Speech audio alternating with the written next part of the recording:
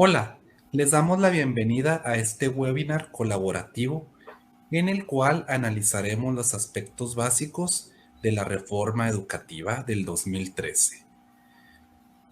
Soy Víctor Antonio Ruiz Ramírez, egresado de la Universidad Autónoma de Chihuahua y máster en alta dirección.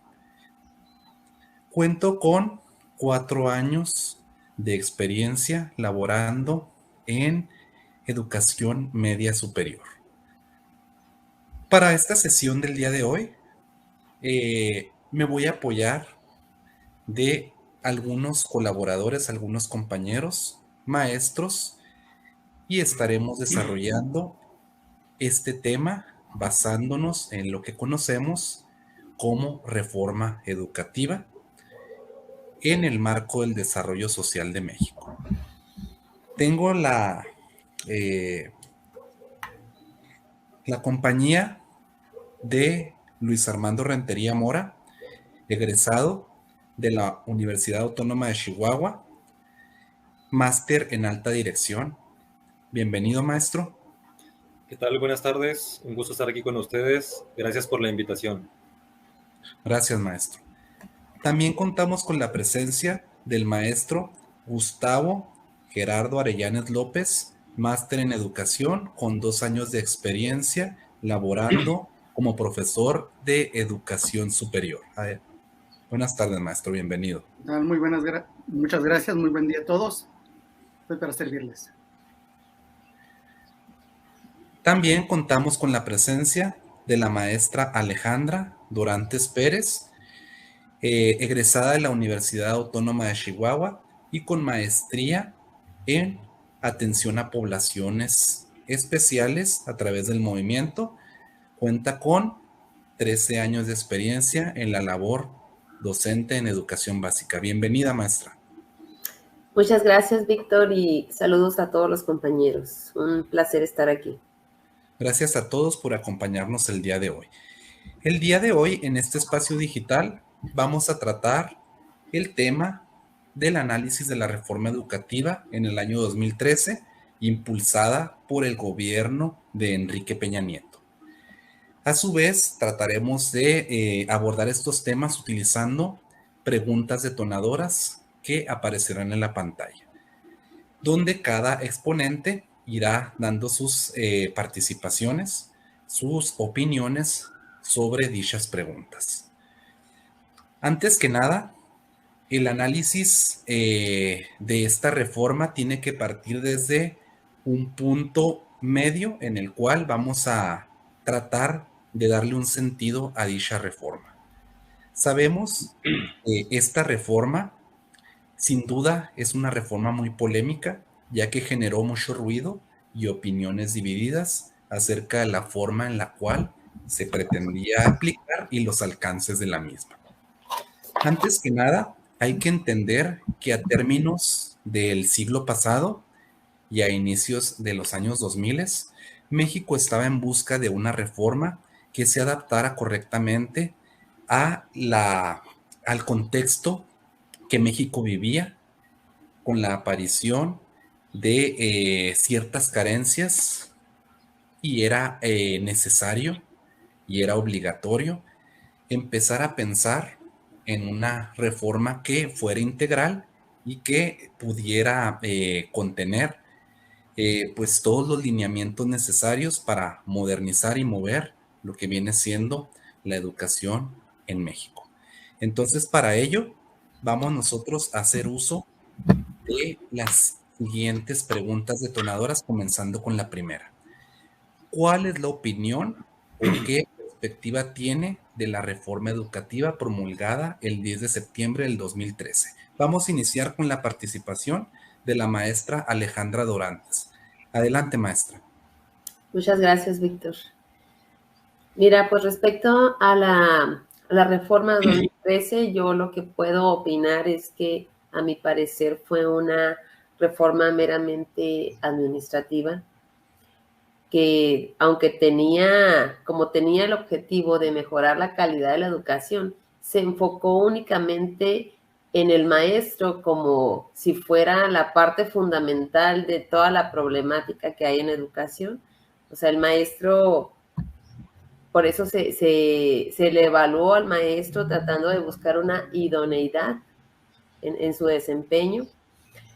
Hubo muchas campañas de desprestigio de los maestros, no sé si recuerdan que se hacían encuestas de que usted está de acuerdo en que el maestro sea evaluado, y la mayoría de la población estaba de acuerdo porque decía, no, si es que el maestro heredan las plazas y todo, y pues no trabajan y ganan bien, y en eso se enfocó en realidad. Yo recuerdo muy bien esas encuestas. Y el maestro pues tuvo que ser evaluado, muchos de nosotros, yo fui de las primeras evaluadas, entonces mi opinión en esa evaluación fue algo muy estresante, fue mucha la presión que sentí porque pues buscaban, estaba la palabra permanencia, en realidad nos daba miedo, nunca dudé de mi capacidad, sino más bien de la capacidad de la autoridad al evaluar mi desempeño. Tardamos bastantes años en obtener un resultado. Considero que hubo mucha desorganización en esas evaluaciones, en el servicio profesional docente, que se violentaron los derechos de los maestros. Tuve compañeros que fueron pues excluidos del sistema por no haber salido idóneos en sus parámetros, porque al fin y al cabo eso no define el que un maestro sea bueno, un resultado en un examen, que fueron exámenes estandarizados que no consideraban, no contextualizaba la evaluación en realidad. Entonces, pues fue una reforma meramente administrativa que buscaba depurar el sistema educativo. Ok, muchas gracias, maestra. Debo rescatar esa acertada participación. Era una reforma que se centraba únicamente en visualizar a los responsables que se consideraba que eran los responsables del fracaso del sistema educativo. Entonces vamos a continuar ahora, vamos a darle la palabra al maestro Luis Armando Rentería. Adelante, maestro. ¿Qué tal, Víctor? ¿Qué tal, compañeros? Mira, maestro, creo que es una situación bastante compleja, pero creo que una imagen o una metáfora vale más que 1000 palabras. Yo me imagino que el sistema mexicano es un camión maltratado, con llantas de media vida, con frenos fallentos, con el techo con agujeros, con asientos maltratados. Y el camino a recorrer, pues es una cuesta, ¿no? Es una cuesta de terracería, con baches. Ese sería la infraestructura y el contexto de las escuelas y el pueblo mexicano, ¿no? Entonces un grupo de personas dice, tenemos que mejorar el sistema educativo porque nos estamos quedando atrás. ¿Qué hay que hacer? Y dice uno de ellos, pues capacitar al chofer para que nuestro sistema educativo mejore, ¿no? Entonces, creo que sería de la mano llevar ambos casos, el mejorar el camión, el tratar de mejorar la carretera para que funcionara, ¿no? Porque si nos enfocamos nada más al capacitar el docente, decir, vamos a poner una corbata al chofer para que mejore nuestro sistema educativo, pues creo que no va por ahí la cosa, ¿no? ¿Por qué funciona en Finlandia su sistema? Pues porque su carretera está en excelentes condiciones y porque tiene un Mercedes-Benz 2023, ¿no? Entonces, si nos enfocamos, o la reforma educativa del 2013 se enfocaba solamente a ponerle una corbata a los maestros, creo que estábamos totalmente equivocados, ¿no? Ok, muy bien. Gran analogía, maestro. Realmente, si analizamos un poco las reformas que han pasado, nos daremos cuenta de que el cambio que se pretendía era parcial. Únicamente se abordaban los temas que en ese momento se creían necesarios. Y también recuerdo que en algún momento la publicidad que se le hizo a esa nueva reforma a principios de los años 2004, 2005, 2006. Tuvo mucho auge en programas televisivos. Se hacían documentales donde retrataban el estado actual de la educación en nuestro país, la decadencia, y donde evidenciaban casos de corrupción muy graves en el ámbito educativo. Entonces, muy acertadas sus contribuciones, maestro. Ahora vamos a pasar con la participación del maestro Gustavo, con esta misma interrogante: ¿cuál es la opinión o qué perspectiva tiene de la reforma educativa promulgada el 10 de septiembre del 2013? Adelante, maestro Gustavo. Gracias. Yo quisiera dar otro enfoque distinto al que dieron mis compañeros. Voy a tomar esta parte de la compañera Alejandra que menciona sobre las encuestas que se realizaron. En este caso, yo tomo los resultados de una encuesta que salieron publicados en la Gaceta de la Política Nacional de Evaluación Educativa en México, en el artículo de la Reforma Educativa, Reflexión y Debate. Ahí es donde publican unos datos duros que se obtuvieron de una encuesta a público en general sobre lo que pensaba acerca de la reforma. Me llama la atención que menciona un 71% de los encuestados que está de acuerdo en que las escuelas cuenten con una jornada amplia, algo que cubría esta nueva reforma.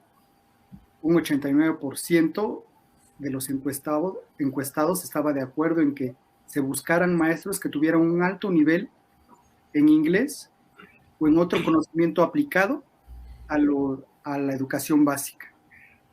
Y finalmente, un 70% también está de acuerdo en que exista un rubro ya designado para la remodelación de las escuelas. Yo retomo esta parte porque nosotros lo vemos desde la perspectiva del maestro. Pero bueno, es como, haciendo estas analogías, es como si yo vendo pan, me preguntan a mí, ¿qué tan bueno es tu pan? Pues mi pan es excelente. Pero la gente que lo consume es a quien yo también debo de escuchar. Oye, ¿está bueno mi pan? ¿No? ¿Está bien lo que estoy dando? ¿Cómo lo preparo? Hay que tomar en cuenta también todas esas perspectivas para poder salir adelante y tener realmente una reforma que avance en la educación. Estoy de acuerdo en que sí se situó solamente en lo que es señalar mucho al profesor y darle toda la responsabilidad, pero también hace falta pues la infraestructura, como dice el compañero Armando. Hace falta, yo soy de un estado del sur, entonces hay muchas carencias. No le voy a exigir lo mismo a un niño que apenas si tiene para comer, llega cansado, durmiéndose a la escuela, ¿no? Porque no comió, porque nada más tiene maíz y tortilla y frijoles para comer todos los días, no me va a rendir, ¿no? Entonces hay que tomar en cuenta muchas situaciones y no solamente responsabilizar al profesor. Esa es mi opinión. Muchas gracias, maestro Gustavo. Concordamos con su participación. No cabe duda que se tiene que escuchar, no nomás abonar o apoyar a una parte, sino hay que visualizar todo el contexto. Y es lo que muchas veces no ocurre. En esta reforma como tal, se dejaron fuera algunos aspectos muy, muy, muy importantes, como la infraestructura. Se le pedía al maestro cubrir jornadas de trabajo extendidas, pero no se planificó bien ni la alimentación de los alumnos, ni el apoyo que los maestros necesitaban. Entonces, la reforma no era integral, se basaba solamente en ciertos aspectos. Me imagino que por un contexto donde visualizaron esa misma reforma aplicada en otros países e intentaron aplicarla de la misma manera en México sin tomar en cuenta el contexto. Muy bien, les agradezco la participación con esta primera pregunta. Vamos a la segunda y última pregunta que vamos a estar abordando el día de hoy. La leo para ustedes. Dice más o menos así: ¿cuáles fueron los impactos positivos y negativos de esta reforma educativa? Vamos a comenzar nuevamente, vamos a darle la palabra a la maestra Alejandra Dorantes. Adelante, maestra. Muchas gracias, Víctor. Bueno, mira, dentro de esta reforma considero que algunos aspectos positivos fueron que se amplió la oportunidad de que compañeros docentes que no tenían la oportunidad de acceder a una plaza pudieran entrar al sistema. A raíz de los exámenes, pues se hacía una convocatoria y todos podían participar en igualdad de condiciones. Aquí el maestro, simplemente por salir bien en un examen, pues ya tenían derecho de acceder a una plaza. Eso considero que fue un aspecto muy positivo de la reforma.